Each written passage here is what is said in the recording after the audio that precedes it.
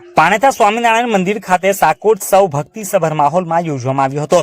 ભરૂચ જિલ્લાના ઝઘડે તાલુકાના પાણેતા ગામના સ્વામિનારાયણ મંદિર ખાતે ગામના સત્સંગ સમાજ દ્વારા સંપ્રદાયના પારંપરિક શાકોત્સવની ઉજવણી કરવામાં આવી હતી, જેમાં વડતાલ રઘુવીર વાડીએથી ધર્મકુળના ભાવિ આચાર્ય નૃગેન્દ્ર પ્રસાદ મહારાજ સંતો પાર્ષદોનું આગમન થતા સામયુ શોભાયાત્રા સ્વામિનારાયણ ભગવાનના જયઘોષ સાથે નીકળી સત્સંગ સભા સ્થળે પહોંચી હતી।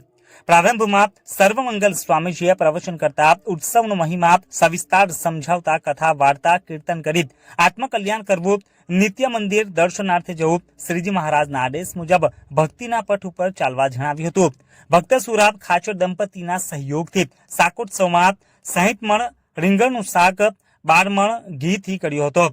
તે ઉત્સવની ઉજવણી સત્સંગ સમાજને આજે પણ ભીજવી રહી છે। અંતે મહાઆરતી તેમજ મહાપ્રસાદી બાદ કાર્યક્રમ સંપન્ન કરવામાં આવ્યો હતો। જય સ્વામિનારાયણ।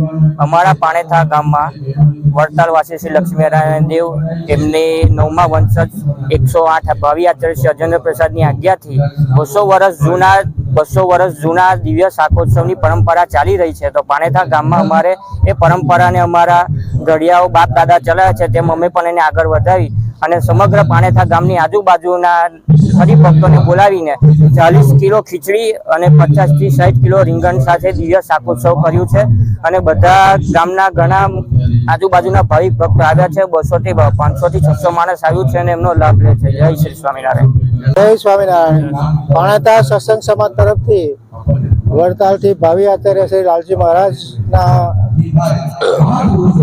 ઉપસ્થિતિમાં અમારા પાણેતાના આંગણે ભવ્ય શાકોત્સવ દિવ્ય શાકોત્સવનું આયોજન કરેલું છે।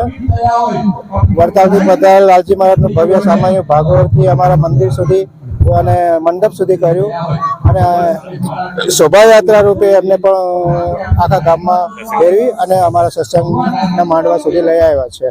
આવું દર વર્ષે અમારા ગામમાં થાય એવી અમે બધા પાસે આશા રાખીએ છીએ અને ગામમાં પણ સારી રીતે એકતા રહે, બધા સત્સંગ સમાજ આગળ વધે, બધાને ભગવાન શ્રી સ્વામિનારાયણે કહેલી મહિમાનો સમજ સારી પાડશે હમણાં લાલજી મહારાજ, એ પણ દરેકને જીવનમાં કામ લાગે એવી પ્રાર્થના કરું છું। જય સ્વામિનારાયણ।